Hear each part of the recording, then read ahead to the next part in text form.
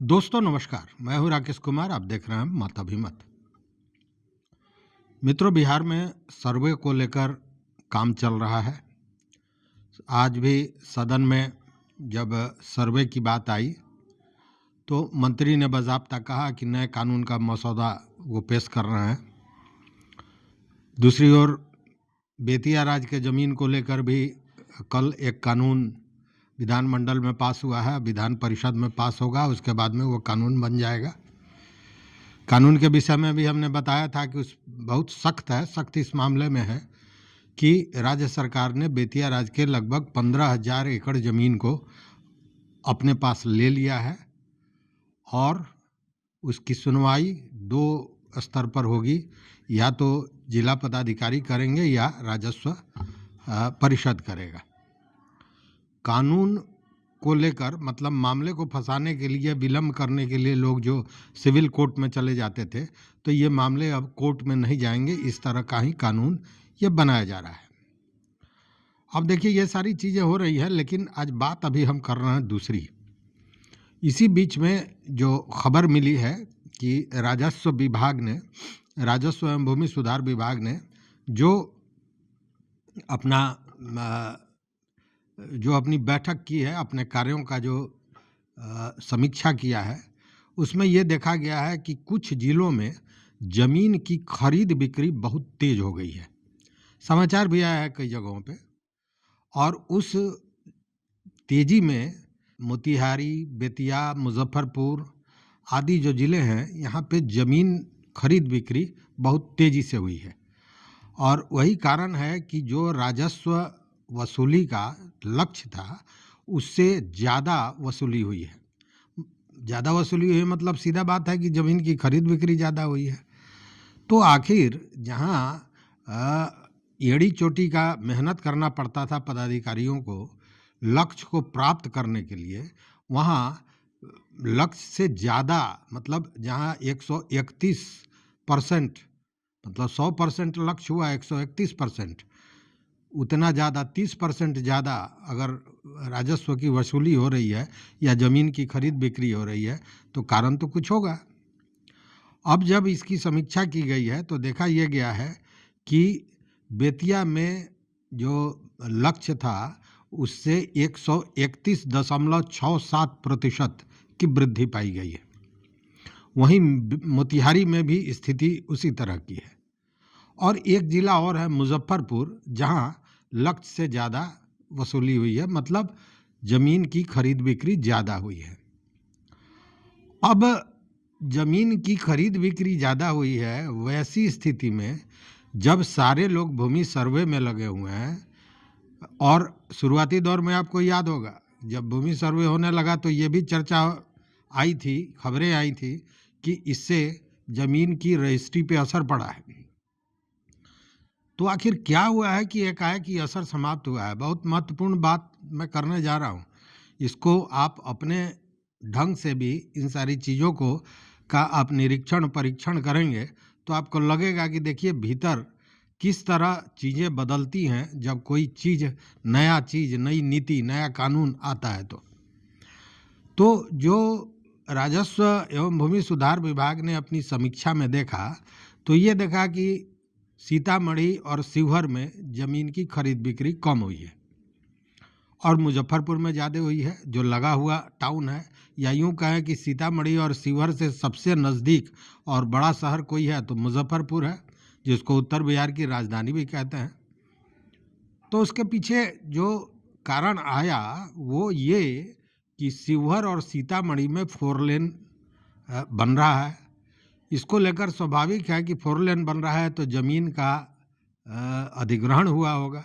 अधिग्रहण होता है तो लोगों को पैसे मिलते हैं और लोग ज़मीन के पैसे को ज़मीन में ही लगाने का प्रथम प्रयास करता है। और वैसी स्थिति में आजकल तो आप जानते हैं कि जो सिस्टम है या जो एक बनता जा रहा है मनोविचार, वो ये कि गांव में ज़मीन बेचो और शहर में आ जाओ। तो वहाँ तो ज़मीन बेचने की भी बात नहीं है, मुआवजा मिला।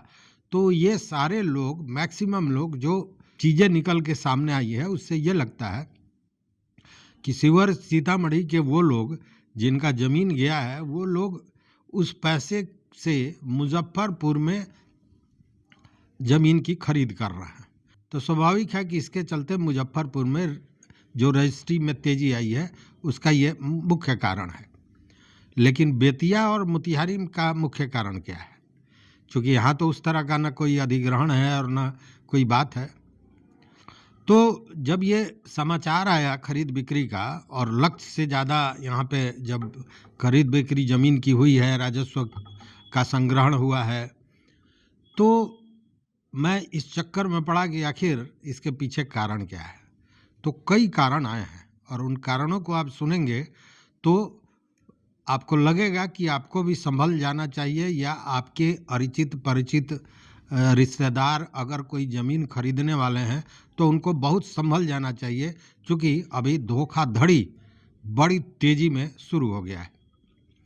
और उसका जो कारण है वो अभी तरह तरह का कारण है। एक तो यह है कि राजस्व परिषद और राजस्व एवं भूमि सुधार विभाग, इन दोनों ने जमीन के सर्वे का काम शुरू किया, तो उसमें जो अतिक्रमित भूमि है उसको निकाला जा रहा है। मतलब जी अतिक्रमण की भूमि है और वैसी भूमि है जो गलत ढंग से लिखाई गई है या बिना मलकियत के कागज में हेर फेर करके कराई गई है, वैसे जमीन को बेचा जा रहा है। और उसका सबसे बड़ा डर है लोगों को कि के पाठक बैठे हुए हैं, अध्यक्ष सह सदस्य राजस्व परिषद, और उन्होंने बेतिया राज के जमीन को निकालने का, अतिक्रमण मुक्त कराने का मुहिम छेड़ दिया है। तो के पाठक के डंडा का भय तो स्वाभाविक है कि होगा। तो एक बड़ा कारण के पाठक है। दूसरा कारण है बेतिया राज की ज़मीन। तो आप कहिएगा कि बेतिया राज की ज़मीन की खरीद बिक्री कैसे हो रही है भाई? तो वो इस तरह कि बेतिया राज के बहुत से ज़मीन ऐसे हैं जिसको गलत ढंग से दूसरे को खड़ा करा के ज़मीन को अपने नाम करा लिया गया। लेकिन अब तो ज़मीन का सर्वे हो रहा है और सर्वे में वो सारी चीज़ें देखी जा रही हैं कि ज़मीन आपको आपके पास आया है तो किस तरह से आया है, वैध तरीके से आया है कि नहीं। दूसरी बात है कि 1897 में कोर्ट ऑफ वार्ड्स के तहत जब बेतिया की संपत्ति आ गई थी, उसके बाद आया है कि पहले आया है, तो मैक्सिमम ज़मीन उसके बाद आया है। और हाईकोर्ट ने भी इस तरह का फैसला दिया था कि 1897 के बाद, मतलब कोर्ट ऑफ वार्ड्स के बनने के बाद, बेतिया राज के कोई भी ज़मीन का हस्तांतरण, चाहे वो बेतिया के मैनेजर ही क्यों न किए हों, उसको अवैध माना जाएगा अगर कोर्ट ऑफ वार्ड्स द्वारा उसकी अनुमति नहीं दी गई है।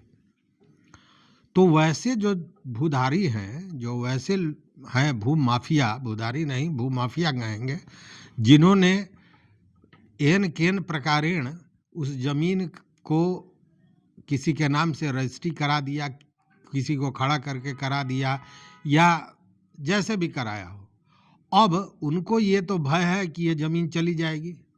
तो जब ज़मीन चली जाएगी तो उस ज़मीन को बेचने की प्रक्रिया शुरू हो गई है। और जो खरीदार हैं उनको ये पता नहीं है कि वो ज़मीन बेतिया राज की है। वो इसलिए कि ज़मीन तो मान लीजिए कि किसी के नाम से खरीदा गया है, पहले जिस व्यक्ति के नाम से खरीदा गया वो व्यक्ति बेच रहा है, तो जो खरीदार है वो तो जिससे खरीद रहा है उसका दस्तावेज देख रहा है, तो उसके दस्तावेज में तो रैयत ही दिखा रहा है। इस तरह का गोलमाल करके वो ज़मीन बेचने की पूरी प्रक्रिया जारी की गई है। उसके अलावा एक और कारण है जिसके चलते तेजी में ये खरीद बिक्री के काम हो रहा है, और उसका कारण है रजिस्ट्री में होने वाला बदलाव।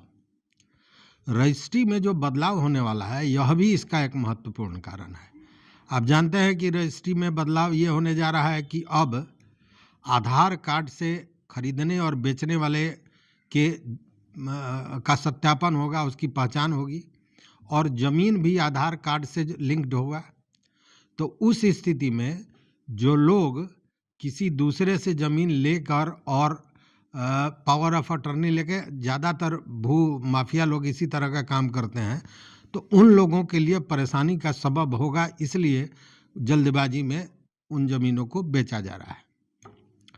उसका एक और कारण है, और उसका ये कारण यह है कि जो नया रजिस्ट्री का नियम आ रहा है उसमें यही है कि जिसके नाम से ज़मीन होगा वही वह ज़मीन बेचेगा, अन्यथा दूसरा व्यक्ति नहीं बेच सकेगा। तो अगर इस तरह का कानून आ जाता है, जो प्रक्रिया अगर शुरू हो जाती है, तो उस स्थिति में ये भूमाफिया जमीन है बाबा के नाम से या लिखाते हैं फूआ से, मौसी से, चाची से, काकी से, नानी से, गोलमाल करने के लिए, और उस पर दबंगई करते हैं, वो समाप्त हो जाएगा या वो हाथ से निकल जाएगा। इसलिए उस स्थिति में भी जमीन की खरीद बिक्री बढ़ गई। और एक और कारण ये है कि भू माफियाओं को लग रहा है कि अगर इसको जल्दी जल्दी निपटा नहीं देंगे तो मामला गड़बड़ हो जाएगा। अगर जमीन फंस गया तो बड़ी पूंजी फंस जाएगी, पहली बात, और बाद में गलत करने पर, जमीन में हेरा फेरी करने पर जो कानून बनाया जा रहा है वह भी बहुत सख्त है, उसके चलते भी कहीं ना कहीं भय है। तो ये सारे कारण मिलके बेतिया और मोतिहारी में जो जमीन की रजिस्ट्री की खरीद बिक्री की तेजी आई है, उसके पीछे ये बड़ा कारण हो सकता है। हमने आपको बताया भी था कि किस तरह जमीन को हड़पा जाता है। पिछले वीडियो में, एक वीडियो में हमने बताया था कि जमीन को किस तरह गैर मजरूआ आम को, खास को किस तरह नकली जाली खाता खेसरा देकर उस जमीन की रजिस्ट्री कराई गई है। बहुत से लोग हैं वैसे, उन लोगों के लिए भी एक सरदर्द है कि अब जब सर्वे हो रहा है तो भले वो अपना रसीद और सब बनवा लिए हैं किसी न किसी तरीके से, लेकिन जब मैप से, जब नक्शा से उस ज़मीन का सत्यापन होगा तो पकड़ा जाएगा कि ज़मीन तो साहब गैरमजरूआ था, या परती का ज़मीन था, या चरागाह का ज़मीन था, या पैन था, कुछ भी था, जो खरीद बिक्री नहीं की जा सकती है। तो वैसे ज़मीन के भी फंसने का डर है, इसलिए भी यह तेजी दिखाई दे रही है। अब आप इसी से समझ लीजिए ना कि पूर्वी चंपारण और पश्चिमी चंपारण में 3661 एकड़ जमीन बेतिया राज का अतिक्रमित है।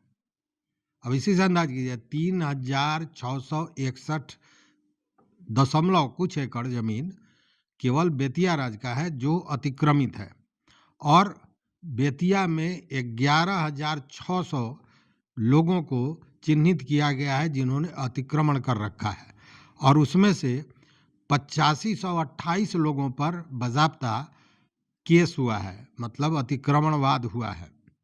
दूसरी ओर देखिए मोतिहारी में, तो मोतिहारी में 2647 लोग ऐसे हैं जिन्होंने अतिक्रमण किया है और उनकी पहचान हुई है। इसमें से 1214 लोगों पर अतिक्रमणवाद हुआ है और 1230 लोगों को नोटिस अभी तक भेजा जा चुका है। मतलब कि अगर देखें तो मोतिहारी में 2617 और बेतिया में 1043 एकड़ जमीन अतिक्रमित है। मोतिहारी में तो ज़्यादा है। तो ये जो अतिक्रमित है, तो ये आप क्या समझ रहे हैं, सारा बेतिया राज के ही नाम पर है क्या? नहीं, इसमें से बहुत सा जमीन है जिसको एन केन प्रकारेण रैयती बनाने की कोशिश की गई है, और वो लोग अब समझ रहे हैं कि अब के पाठक, देखिए के पाठक शिक्षा विभाग में थे, काफ़ी हंगामा उनको लेकर था, लेकिन शिक्षा विभाग में जो एक तेजी से बदलाव आया वो के पाठक लाने वाले थे। और दूसरी बात है कि के पाठक कानून के खिलाफ नहीं जाते हैं, बड़ी सोच समझकर वो काम करते हैं। उस स्थिति में के पाठक द्वारा उठाया गया कदम, उसको जल्दी काट उसका निकाल लेना इन भू माफियाओं के कुबत के बाहर है, इसलिए ये सारी चीज़ें चल रही हैं। तो कहने का मतलब है कि अगर आप ज़मीन ले रहे हैं, आपके अरिचित परिचित या कोई रिश्तेदार ज़मीन लेना है, तो उनको निश्चित रूप से सावधान होना जाना चाहिए, और उस ज़मीन के उद्गम का मतलब कहाँ से वो ज़मीन आया है उसकी जानकारी लेनी चाहिए। ऐसा नहीं कि जिससे खरीदा केवल उसका कागज़ देख लिए और देखे कि उसकी रजिस्ट्री भी हुई है और जमाबंदी भी हो गई है, रसीद भी कट गया है। नहीं, वो ज़मीन है किसकी ओरिजिनल, इसका पता कर लीजिए तभी ज़मीन खरीदिए। अन्यथा ये जो सर्वे हो रहा है उसमें आपका लाखों और करोड़ों जा सकता है। तो इस वीडियो में बस इतना ही। वीडियो बनाने का मकसद यह था कि आपको आगाह कर दिया जाए कि स्थितियां यही है और इसमें कब आप धोखाधड़ी के शिकार हो जाएंगे कहना मुश्किल है अगर आपने सतर्कता नहीं बरती।